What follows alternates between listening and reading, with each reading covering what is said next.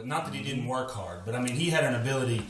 I mean, I can beat on a guitar. I can't play a guitar, but I can beat on one. Right. But that's just 2 limbs. Right. When you got to have 4 limbs going, and all 4 of them got to be in time. Yeah, and everybody's counting on you. It's like flying a helicopter. That's why it's both hands and both feet. I can't even approach that. But I mean, he plays guitar and bass, and there was a time, and he still can. He and I had a few songs we had to do for something, and we didn't have a bass player, couldn't find one, and so he played bass and drums. And I'm not talking about to record. I'm talking about live on stage. He's holding a bass guitar like this, turned with the volume all the way I up. was going to be sarcastic and say, well, not at the same time. Yeah. You're saying at the same time. Yeah, and he's fretting. You know how you can hammer on a string and it'll make the note. So he's got it turned all the way up so that he can. He's fretting the notes and hitting the notes and playing drums with his hands and feet. And we did. There was 3 or 4 numbers we worked up like that. Did he blink his eyes in time too? Probably. If he blinks it, I'm not sure he blinks at all. But he's a hell of a drummer. Luke hired me, kind of, and I was in a tough spot and wasn't expecting anything at all. But I had known Luke since he started, kind of vaguely, periphery, and then he just got huge and good. And I was playing with a band called Westbound Murphy, which a lot of the original songs that I have a lot of them are co-writes with Hunter West, another guy you need to get up here. And he's from Arkansas too? Yeah, he's from Ball Knob. He lives in Searcy now. Yeah, he's a young cat. He's maybe 24, 25 now. Uh-huh. He was 20 or 20. I don't even think he was 21. This was in 2012 or so. Anyway, Luke caught our act, and he knew who I was and stuff. Well, he would hire me for a pickup gig here or there on bass or guitar. Well, then, actually, I got home from the pen the first time. No work. Nobody would touch me. I'm talking about people that I've known and played music with my whole life. I mean, I was unusable, and nobody wanted to associate with me. Not necessarily just because I'd been to the pen, but just that drug in and of itself is usually a death sentence to anybody, and it is. It's terrible. But anyway, Luke, being Luke, the eternal optimist, wanted a second guitar player, didn't need one, doesn't still. And I told him that when he offered me the job. I said, Luke, what the hell you need with a second guitar player? You're Luke Williams. He's like, man, I just want to be able to not have to do everything all the time. He'd been just a trio, which is effective for bar bands, which is the way I prefer to do it. It's cost effective, but he told me that he said that he wanted to focus on being an entertainer, rounded entertainer, fronting the band, singing, obviously playing guitar, hearing this and that guitar parts. But he said just on the grind, on these bar songs, you'll probably wind up playing more lead guitar rides than I do. And I'm like, well, okay, whatever, bro. I just need to work. And I'm thinking he's just saying whatever he needs to say to get, because I mean, I'm a good guitar player, good tone, seasoned, professional. There are reasons to hire me other than that I'm a good guitar player.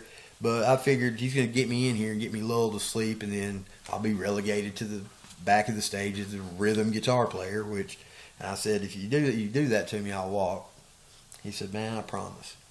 And I played with him for 16 or 18 months there straight, almost every week, and he sure was right. He throughout the course of that, but on any given night, as far as the laid out lead ride parts, I'm certain that I played. He nodded them off to me more often than himself. So in that, I was pleasantly surprised. But as it turns out, he became one of my closest and best friends, and it's odd that the tables kind of turned there. He's helped me in my career and get my foot in the door places far more than I ever could have him.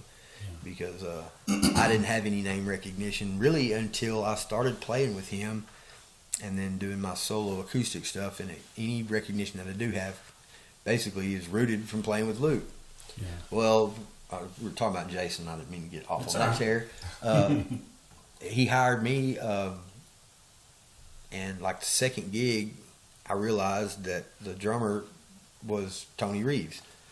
I mean, who is a fantastic musician all around. You may see him, depending on what night is, what band he's playing with, literally up front stage quality drummer, bass player, steel guitar player. So, and he's playing drums, and I realized that was him. I mean, I knew it was, but then after it was like the second gig I played with him, I remembered who he was. Mm-hmm. And Luke said, "Yeah, he's just filling in. I got to find a drummer." And I was like, "You know what, man? My brother just so happens to be the best drummer in the world." That was my exact words. And Luke said, "Really?" He said, "I didn't even know you had a brother." And I don't know how that could be because, you know, our families are kind of intermingled going way back. But I said, "Yeah." And anyway, Luke said, "Well, see if he wants to play this coming up Saturday, Hard Rider, whatever it was, Hard Rider, Whiskey Benton's what it is now." Yeah. He said that can kind of be his audition gig because I don't think there'll be anybody there anyway. You're like, "Dude, he don't need to audition." Right. I said, "I promise." I said, "He's at very least he's as good a drummer as I am a guitar player, and in actuality he's better." And Luke took my word for that. You know, he knew I wasn't going to throw anything because it's me up there too. I got, of course, Jason showed up, no rehearsal, nothing, and hit it out of the park just like I knew he would. And them two are thick as thieves. They're always together. Them two have been together ever since, Luke and Jason. You know, something that amazed me about Jason is, and I didn't spend a ton of time around him. I had that, I've sent you that picture before. I had that one baseball season we played on the same baseball team. And I think that's the only year he played baseball. He was pretty good. Only played 1 year. Yeah. But he never. I mean, let me tell you, if I could play drums like he could, I'd be telling everybody how I'm best down. He never even. It embarrasses him. It embarrasses him when I brag on him like that. He's just it's amazing. He's just a really kind of subdued, laid back kind of cat, and I mean, I think he feels the same about me and my guitar playing and songwriting stuff. He's proud of me and impressed by that, and he brags on me and I brag on him. And neither of us brag on ourselves, just because that's not. I don't know. If I have to say it about myself, then it don't count. If somebody else says it, then